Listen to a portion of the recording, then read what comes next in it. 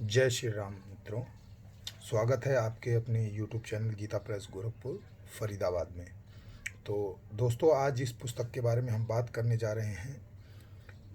उस पुस्तक का नाम है बाल चित्रमय कृष्ण लीला। तो इस पुस्तक के बारे में हम आपको पूरी जानकारी देंगे, जिसका कोड है 190। और ये श्री कृष्ण लीला के ऊपर, जो कृष्ण जी लीला करते हैं, लीलाएं करते हैं, उसके ऊपर ये स्पेशली बच्चों के लिए बनाई है कि ये बच्चे इसको पढ़ें और इससे सीखें, अपने चरित्र को सुधारें। तो आगे बढ़ते हैं दोस्तों। यहाँ पर देखिए, यहाँ दिया हुआ है पोथी जी की जानकारी, मतलब इस पुस्तक के बारे में जो जानकारी दी गई है। ये देखिए, यहाँ पर लिखा हुआ भगवान श्री कृष्ण की लीला बड़ी ही मीठी, उपदेश भरी और सबके जीवन में नया उत्साह, नई नई पवित्रता भरने वाली, और बालकों के लिए तो बहुत ही आनंदमयी है। छोटे छोटे बच्चे भगवान श्री कृष्ण की मधुर लीलाओं का ज्ञान प्राप्त कर लें और बालकों की बोलचाल की भाषा में लीला की तुकबंदी याद कर लें तो वो सहज ही श्री कृष्ण के जीवन से परिचित हो जाते हैं और पदों को बोलकर तथा दूसरों को सुनाकर आनंद प्राप्त कर सकते हैं। प्रत्येक चित्र के नीचे सहज पद में याद करने के लिए लीला का वर्णन किया गया है। लीलाओं का सिलसिलेवार ज्ञान हो जाएगा। इस उद्देश्य से प्रत्येक चित्र के सामने उसका वर्णन भी सरल भाषा में छाप दिया गया है। इसमें लीलाओं के 96 चित्र दिए हैं और एक रंगीन चित्र भी है। आशा है इससे हमारे बालक लाभ उठाएंगे। ये देख सकते हैं, यहाँ दिया हुआ है बाल चित्र में श्री कृष्ण की लीला। द्वापर युग के अंत का समय था। 5000 वर्ष से कुछ और पहले की बात है। मथुरा के राजा उग्रसेन का बड़ा पुत्र कंस अपने चाचा देवकी जी के सबसे छोटी पुत्री देवकी को विवाह के बाद पहुंचाने जा रहा था। देवकी का विवाह वासुदेव जी के साथ हुआ था। मार्ग में आकाशवाणी ने कंस से कहा, देवकी का 8वां पुत्र तुझे मारेगा। यह सुनते ही कंस तलवार लेकर देवकी को मारने के लिए तैयार हो गया, लेकिन वासुदेव जी ने उसे वचन दिया कि देवकी को जो भी संतान होगी उससे उत्पन्न होते ही वह कंस को दे दिया करेंगे। वासुदेव जी की बात का विश्वास करके कंस ने देवकी को छोड़ दिया। ये इस तरीके से कथा स्टार्ट होती है शुरू से। अब यहाँ देख सकते हैं कारागार में जन्म। जब कारागार में श्री कृष्ण जी का जन्म होता है, यहाँ देखिए, यहाँ दोहे के प्रकार में दिया हुआ है, धन्य कंस का कारागार, हरि ने लिया जहाँ अवतार। ये वंदी वसुदेव देव की स्तुति करते उनके देव देव की।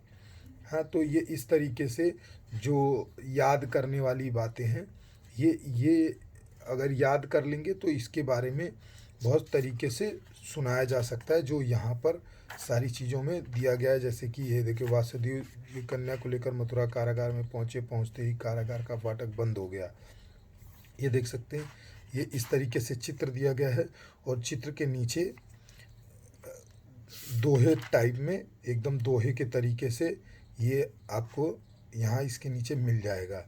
और क्या क्या हुआ था उसके बारे में भी जानकारी दी हुई है। ये देखिए, कारागार में जन्म। गोकुल के मार्ग में जब वासुदेव जी कृष्ण जी को लेकर जा रहे होते हैं, शेषनाग, बहुत बारिश हो रही थी, शेषनाग उनके पीछे बारिश को ढकने के लिए कृष्ण जी को अपना फन फैला देते हैं। ये नंद भवन में। और ये देखिए पूतना त्राण, ये देखिए सकट भंजन, तृणावर्त त्राण, देखिए विश्व रूप दर्शन, जब कृष्ण जी को अपना मुंह खोल के दिखाते हैं और उसमें पूरा का पूरा ब्रह्मांड समाया हुआ होता है। ये उस समय की तस्वीर है। अब ये देखिए नामकरण, देखिए घुटनों चलते राम और श्याम, बलराम और कृष्ण जी दोनों। अब ये देखिए रूठन लीला, जब नाराज हो जाते हैं। ये देखिए माटी उगलना, माखन चोरी, मटकी फोड़ी, माखन बांटते हुए, उखल बंधन, जब ओखल से बांध दिया जाता है कृष्ण जी को कि कहीं जाओगे नहीं, तो ये वो वाला है।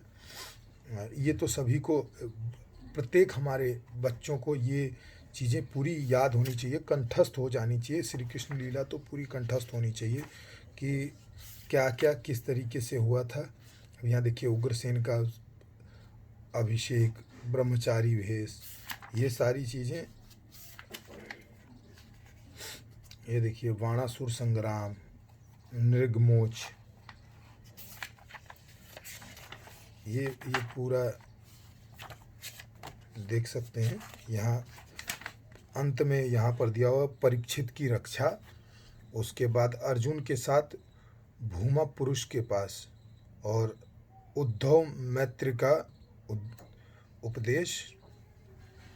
अब यहाँ पर लास्ट में एक दिया हुआ है, जिस दिन महाभारत युद्ध समाप्त हुआ था उसी दिन श्री कृष्ण चंद पांडवों को लेकर रात्रि में अन्यत्र चले गए थे।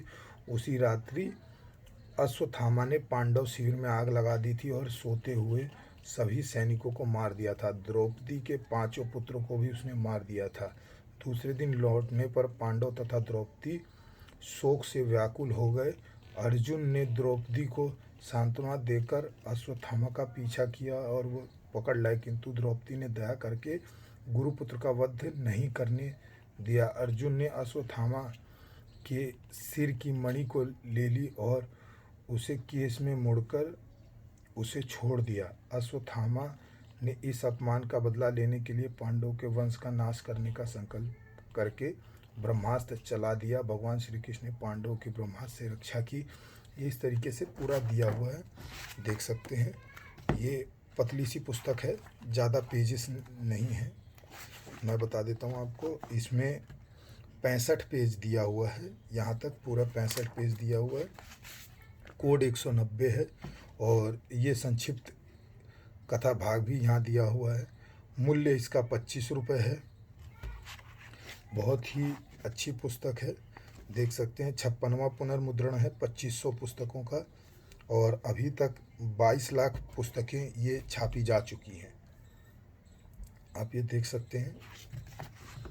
तो दोस्तों, आशा करता हूँ कि मेरे द्वारा दी गई जानकारी आप सभी को अच्छी लगी होगी, और आप सभी अपने बच्चों को इस पुस्तक के बारे में अवश्य ही बताएंगे और उन्हें कृष्ण लीला के बारे में जानकारी देंगे।